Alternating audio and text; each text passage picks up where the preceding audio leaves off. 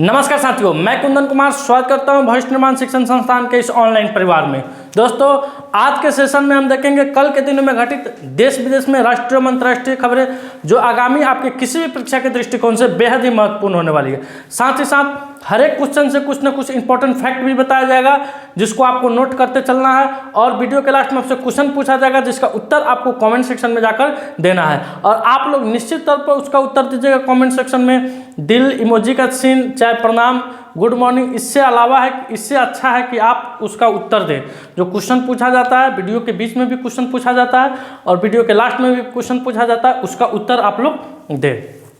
चलिए शुरू करते हैं आज का सेशन एक मोटिवेशनल कोटेज के साथ, मोटिवेशनल बात के साथ, जो आपके अंदर भी ऊर्जा उत्पन्न करने का काम करेगी और हमारे अंदर भी ऊर्जा उत्पन्न करने का काम करेगी। खुद की प्रतिष्ठा अगर कायम रखनी है, अगर आपको अपनी प्रतिष्ठा खुद की कायम रखनी है, तो आप जो भी फैसले लेते हैं उस पर कभी भी शक नहीं करना चाहिए। हम लोग भी यूट्यूब के प्लेटफॉर्म पर आने का जो फैसला लिया था, भगवान की कृपा से आज तक उस पर कभी शक नहीं किए। उससे हम लोग की भी प्रतिष्ठा बनी हुई है। अब मान लीजिए कोई फैसला ले लिए और उस पर हम ही शक करने लगे, तो इसीलिए खुद की प्रतिष्ठा अगर कायम रखनी है तो कभी खुद के फैसले पर शक नहीं करना चाहिए। क्या सर? चलिए शुरू करते हैं आज का सेशन। आज का आप स्क्रीन पर आपके पहला क्वेश्चन आइए दोस्तों, पहला क्वेश्चन है राष्ट्रीय आयुध निर्माण यानी ऑर्डिनेंस फैक्ट्री दिवस कब मनाया जाता है दोस्तों? तो ordnance factory day of India, तो ordnance factory day every year 18 March celebrated at the ordnance factory day to mark the occasion of the first production. यानी 18 मार्च उस दिन को याद करने के लिए मनाया जाता है जब ऑर्डिनेंस फैक्ट्री के द्वारा अपना फर्स्ट प्रोडक्शन को तैयार किया गया था। अब जानते हैं ऑर्डिनेंस OFB इसका स्थापना कब हुआ था दोस्तों? तो 1775 ईस्वी में। कब हुआ था?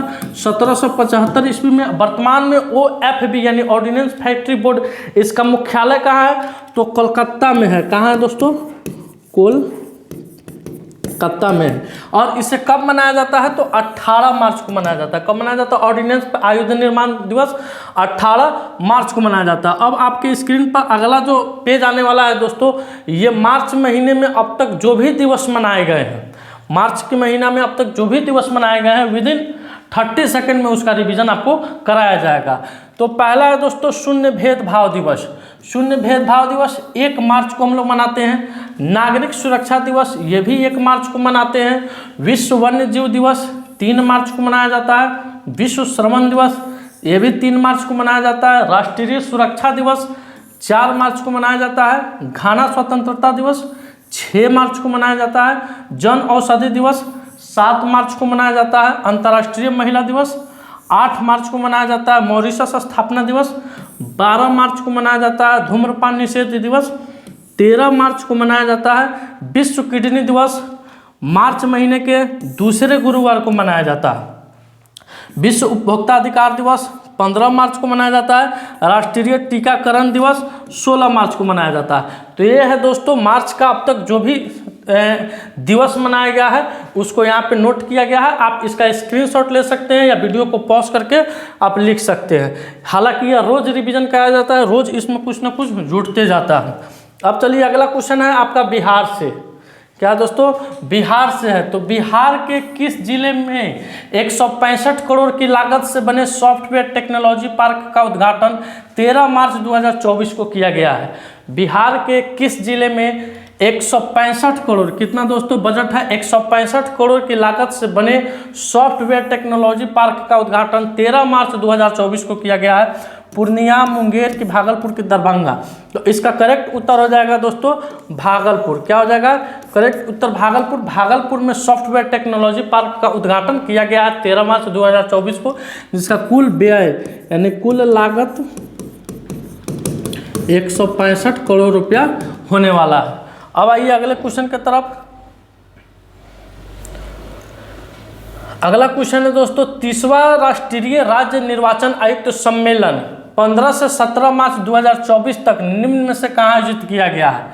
30वां राष्ट्रीय राज्य निर्वाचन आयुक्त सम्मेलन 15 से 17 मार्च 2024 तक कहाँ आयोजित किया गया है? बोधगया, पटना, राजगीर की मुंगेर? तो दोस्तों 30वां राष्ट्रीय राज्य निर्वाचन आयुक्त सम्मेलन, इसका उद्घाटन बिहार के राज्यपाल राजेंद्र विश्वनाथ आलेकर जी के द्वारा बोधगया में किया गया है। कहाँ किया गया है दोस्तों? बोधगया में किया गया। किसके द्वारा? राजेंद्र विश्वनाथ आलेकर। ये क्या है? बिहार के भी वर्तमान में क्या है दोस्तों? यह राज्यपाल है। तो इन्हीं के द्वारा इसका उद्घाटन कहाँ किया गया है? बोधगया में किया गया है। अब जानते हैं दोस्तों बिहार निर्वाचन आयोग किसे यूथ आइकॉन बनाया है, ब्रांड एम्बेसडर बनाया? तो मैथिली ठाकुर को, मैथिली ठाकुर। अब बढ़ते हैं अगले क्वेश्चन की तरफ। अगला क्वेश्चन है आपके स्क्रीन पर, हाल ही में, बहुत फैंटास्टिक क्वेश्चन है दोस्तों, हाल ही में महिला प्रीमियर लीग 2024 आरसीबी ने किसे हराकर अपना पहला खिताब जीता है? तो दोस्तों पुरुष में आरसीबी यानी रॉयल चैलेंजर्स बेंगलोर, वह आज तक आईपीएल का कोई खिताब नहीं जीता था। लेकिन महिला में आरसीबी यानी महिला जाबाजों ने इतिहास रचा और पहली बार दिल्ली कैपिटल्स को हराकर, किसको दोस्तों? दिल्ली कैपिटल्स को हराकर महिला प्रीमियर लीग 2024 का किताब अपने नाम कर लिया है आरसीबी के द्वारा। शर्म करो आरसीबी पुरुष का जो टीम है, शर्म कीजिए कि आप लोग इतने दिग्गज अच्छे खिलाड़ी होकर भी आईपीएल का एक किताब नहीं जीत पाए हैं, अभी तक फाइनल में नहीं पहुंच पाए हैं, और यहाँ आपकी महिला टीम फाइनल का किताब 2024 का जीत ली। अब जानते हैं दोस्तों महिला प्रीमियर लीग 2024, इसमें सबसे मूल्यवान यानी सबसे महंगा खिलाड़ी कौन बनी थी? तो दीप्ति शर्मा बनी थी। ऑरेंज कप एलिस पेरी को मिला है दोस्तों, पर्पल कप श्रेयांक पाटिल को मिला है, और फाइनल में सर्वश्रेष्ठ प्रदर्शन किसके द्वारा हुआ था? तो सोफी मोलिनेकस के द्वारा। किसके द्वारा हुआ था दोस्तों? सोफी मोलिनेकस के द्वारा हुआ था फाइनल में सर्वश्रेष्ठ प्रदर्शन। अब बढ़ते हैं अगले क्वेश्चन की तरफ। अगला क्वेश्चन है आपके स्क्रीन पर, हाल ही में किस राज्य या केंद्र शासित प्रदेश के द्वारा, हाल ही में किस राज्य या केंद्र शासित प्रदेश के पहाड़ी नई जनजातियों के लिए 10% आरक्षण को मंजूरी दी गई है? तो दोस्तों जम्मू कश्मीर के एलजी मनोज सिन्हा के द्वारा, जम्मू कश्मीर के एलजी कौन है? मनोज सिन्हा के द्वारा जम्मू कश्मीर के पहाड़ी क्षेत्रों में जो जनजाति पाई जाती है उसे 10% आरक्षण देने की घोषणा की गई है। आरक्षण अधिनियम 2005 में बदलाव करके, या किसके तहत हुआ है? आरक्षण अधिनियम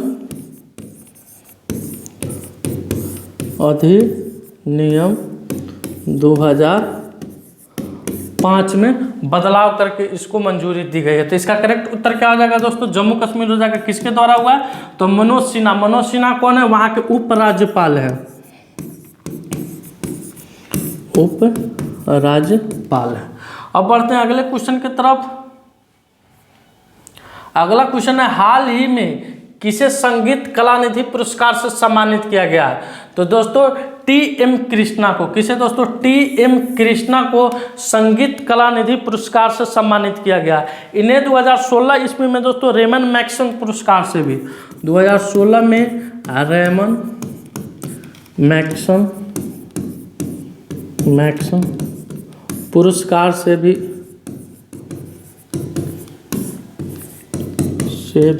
सम्मानित किया गया था, सम्मानित किया गया था। किनको? टी.एम. कृष्ण को। अब बढ़ते हैं अगले क्वेश्चन की तरफ। अगला क्वेश्चन है आपके स्क्रीन पर दोस्तों, हाल ही में प्रसार भारती का अध्यक्ष किसे चुना गया है? हाल ही में प्रसार भारती का अध्यक्ष किसे चुना गया है? तो सबसे पहले जानते हैं प्रसार भारती, इसकी स्थापना कब हुई थी? तो इस प्रसार भारती की स्थापना दोस्तों 1929 ईस्वी में हुई थी। कहाँ इसका मुख्यालय है? नई दिल्ली में है, नई दिल्ली में है। अब प्रसार भारती का अध्यक्ष कौन बने हैं दोस्तों? तो नवनीत कुमार सहगल। कौन बने हैं? नवनीत कुमार सहगल। नवनीत कुमार सहगल ने प्रसार भारती के नए अध्यक्ष के रूप में कार्यभार संभाला है। इसके अलावा दोस्तों इस सप्ताह में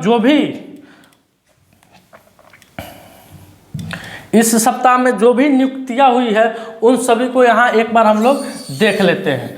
तो मोहम्मद मुस्तफ़ा को नए फिलिस्तीनी प्रधानमंत्री के रूप में नियुक्त किया गया, यानी फिलिस्तीन के नए प्रधानमंत्री कौन बने हैं? मोहम्मद मुस्तफ़ा बने हैं। ज्ञानेश कुमार और सुखबीर सिंह संधू चुनाव आयुक्त नियुक्त किए गए हैं। ज्ञानेश कुमार और सुखबीर सिंह संधू क्या बने हैं दोस्तों? चुनाव आयुक्त अभी नियुक्त किए गए हैं।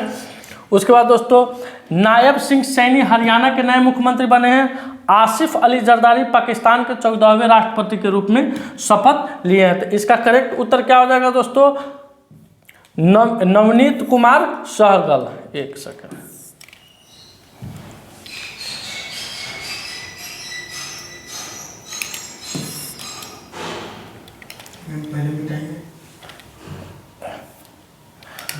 इसका उत्तर हो जाएगा नवनीत कुमार सहगल।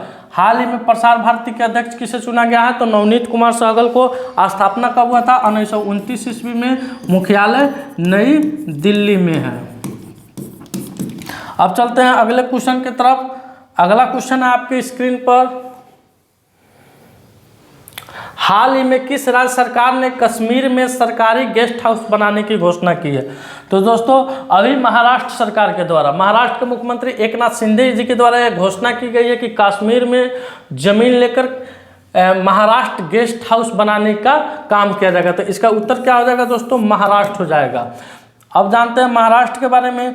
तो महाराष्ट्र के सरकार ने अहमदनगर का नाम बदलकर अहिल्या नगर रखा है, क्योंकि इसमें ही नया ऐड हुआ है। ये सब तो पुराना है आपको, इसलिए सबसे पहले इसको बता दिया। महाराष्ट्र सरकार ने अहमदनगर का नाम बदल कर क्या रख दिया है?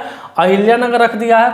महाराष्ट्र सरकार ने लेक लड़की योजना को, महाराष्ट्र सरकार लेक लड़की योजना को मंजूरी दी है। राजकोषीय स्वास्थ्य रिपोर्ट में महाराष्ट्र शीर्ष पर आया है। महाराष्ट्र सरकार जन्माष्टमी पर प्रो गोविंदा प्रतियोगिता आयोजित की थी। महाराष्ट्र सरकार नमूसूत्रीय कार्यक्रम लागू करेगी। और मुंबई पुलिस 14 जून को क्या मनाया था दोस्तों? नो हॉर्निंग डे के रूप में इसको घोषित किया था। तो ये है महाराष्ट्र के बारे में कुछ फैक्ट है जिसको आप निश्चित तौर पर नोट कर लिए होंगे। अब इसको रिवीजन के तौर पर करते चलना है। अगला क्वेश्चन है आपके स्क्रीन पर दोस्तों।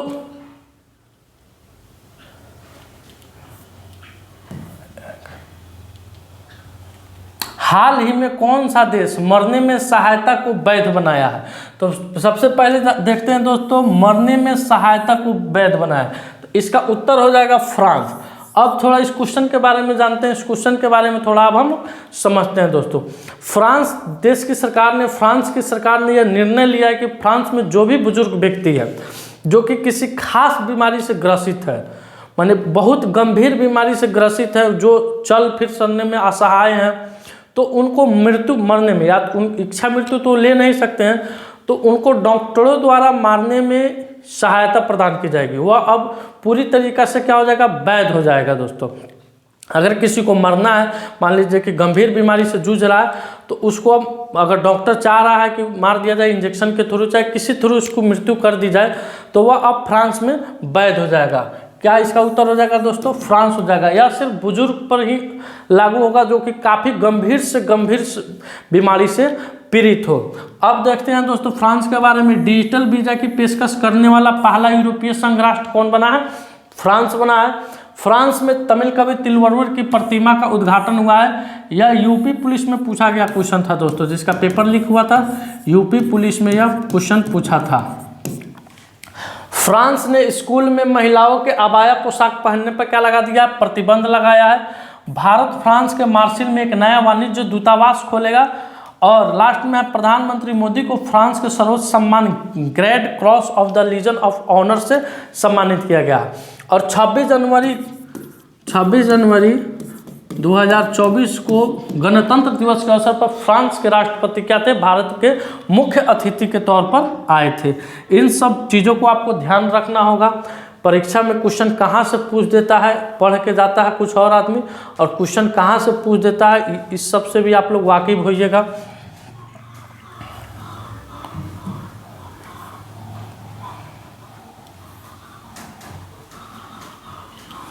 अब आइए अगले क्वेश्चन पर। अगला क्वेश्चन है, निर्वाचन आयोग ने किसे राष्ट्रीय दिव्यांग आइकॉन घोषित किया है? शीतल देवी, सुधा मूर्ति, अजीम प्रेम जी। तो दोस्तों इसका करेक्ट उत्तर हो जाएगा शीतल देवी। शीतल देवी को निर्वाचन आयोग द्वारा राष्ट्रीय दिव्यांग आइकॉन घोषित किया गया। दोस्तों ये एक तीरंदाज है, क्या तीरंदाजी है, पैरा ओलंपिक में हिस्सा लेती है।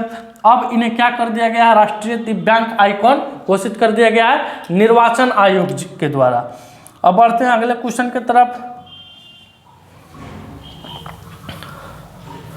अगला क्वेश्चन है, हाल ही में सीबीएसई का नया अध्यक्ष किसे नियुक्त किया गया। हाल ही में सीबीएसई का नया अध्यक्ष किसे नियुक्त किया गया है, नरेंद्र गर्ग, नितिन मिश्र, के अनुराग अग्रवाल, के राहुल सिंह। तो इसका करेक्ट उत्तर हो जाएगा दोस्तों राहुल सिंह। राहुल सिंह को अभी सीबीएसई का नया अध्यक्ष नियुक्त किया गया है। नया अध्यक्ष नियुक्त किया गया है किनको, राहुल सिंह को नियुक्त किया गया। अब चलते हैं अगले क्वेश्चन की तरफ। अगला क्वेश्चन है, हाल ही में किसने टिकटॉक पर प्रतिबंध लगाने के लिए विधेयक पारित किया है। तो दोस्तों अमेरिका ने अभी टिकटॉक पर प्रतिबंध लगाने के लिए एक विधेयक को क्या किया है, पारित किया है। तो इस क्वेश्चन का करेक्ट उत्तर क्या हो जाएगा, अमेरिका हो जाएगा। अमेरिका के द्वारा टिकटॉक पर, टिकटॉक कहाँ की है दोस्तों, इसका उत्तर आपको कमेंट सेक्शन में जाकर देना है। चीन की है सर। टिकटॉक कहाँ की संस्था है, तो चीन की है। यह भारत में भी प्रतिबंध है। टिकटॉक बहुत सारा स्टार, टिकटॉक बहुत सारे को स्टार बना दिया है। बहुत सारे लोगों के जो अंदर जिसके अंदर जो कला की भावना छिपी हुई थी उसको किसके द्वारा उजागर किया गया, टिकटॉक के द्वारा। खूब लॉकडाउन में टिकटॉक पर लोग रील्स बनाता था, शॉर्ट्स बनाता था और फेसबुक पर, यूट्यूब पर अपलोड करता था और अपने आप को पॉपुलर बनाता था। तो यह भारत में भी बैन है। भारत में क्या है दोस्तों, बैन है। इसके साथ साथ यह अमेरिका में भी क्या हो गया है, बैन हो गया है। इसका करेक्ट उत्तर क्या हो जाएगा, अमेरिका हो जाएगा। अब बढ़ते हैं अगले क्वेश्चन की तरफ। अगला क्वेश्चन है आपके स्क्रीन पर, हाल ही में राजनाथ सिंह ने भारतीय नौसेना के मुख्यालय नौसेना भवन का उद्घाटन किया है। तो हाल ही में भारतीय राजनाथ सिंह रक्षा मंत्री है दोस्तों, अभी भारत के रक्षा मंत्री है। अभी इनके द्वारा नई दिल्ली में, कहाँ दोस्तों, नई दिल्ली में नौसेना भवन का उद्घाटन किया गया। यह पूर्णतः आधुनिक तरीके से लैस नौसेना भवन का निर्माण किया गया। तो इसका करेक्ट उत्तर क्या हो जाएगा, नई दिल्ली हो जाएगा। अब बढ़ते हैं अगले क्वेश्चन की तरफ। अगला क्वेश्चन है, अगला क्वेश्चन देखकर किसके किसके मुंह में पानी आ गया जरा कमेंट सेक्शन में बताइएगा। क्या है दोस्तों, रसमलाई है। क्या है, रसमलाई है। मज़ा आ जाता है खाने पर, जब खाइएगा तो मियाज एकदम टेस्टफुल हो जाता है। तो क्वेश्चन कह रहा है दोस्तों, 10 सर्वश्रेष्ठ पनीर डिश की सूची में भारत का कौन सा मिठाई नंबर 2 पर स्थान प्राप्त किया है। रसमलाई, रबड़ी, रसगुल्ला की मिल्क केक। इसका करेक्ट उत्तर क्या हो जाएगा, रसमलाई नंबर 2 स्थान प्राप्त किया है 10 सर्वश्रेष्ठ पनीर डिश की सूची में। या कोलकाता का दोस्तों, किसका, कोलकाता का। यानी रसगुल्ला को रस में डुबा दिया जाता है। रसगुल्ला को रस में डुबा दिया जाता है दूध के अथी में, खोआ में। ये दूध है ये सब, तो ये क्या बन जाता है, रसमलाई बन जाता है।